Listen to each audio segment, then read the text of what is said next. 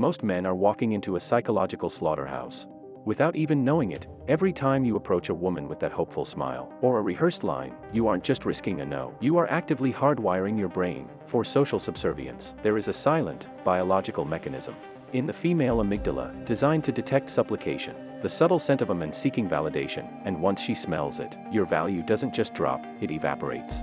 You become invisible. Worse, you become a threat to her time. The terrifying reality is that your current strategy is likely causing microtrauma to your own self-esteem. Every botched approach reinforces a loser's limp in your body language that high-value individuals can spot from 50 yards away. You are effectively training yourself to be socially paralyzed. But here is the shift. What if I told you that the concept of rejection is actually a scientific impossibility? If you use a non-linear engagement loop, the fear you feel right now is actually a survival instinct, protecting a flawed ego. If we remove the ego from the equation, the risk becomes zero, not low, zero. By the end of this script, you will understand the ghost frame technique, a method so subtle that she won't even realize you've approached her until she's already invested in the conversation.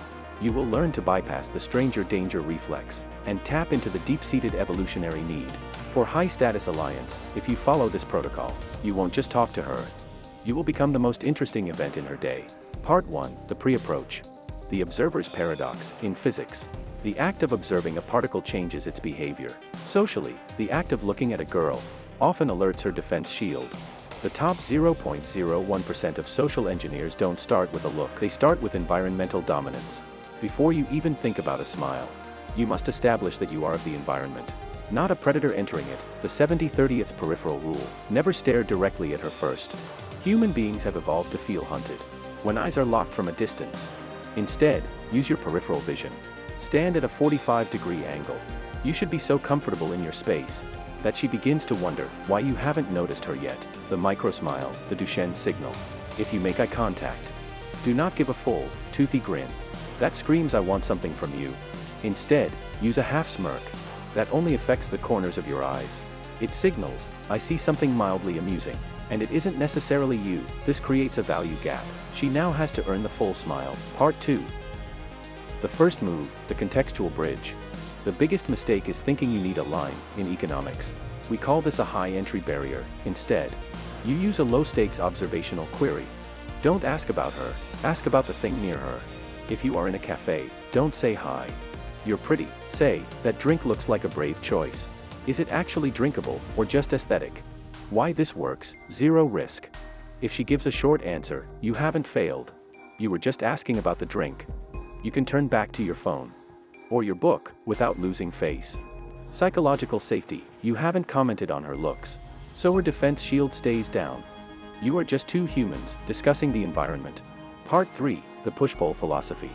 History shows us that the most influential figures, from Cleopatra to Napoleon, mastered the art of strategic withdrawal. Once she answers your first question, and the talk starts, you must be the first one to look away. This is the scarcity principle from economics.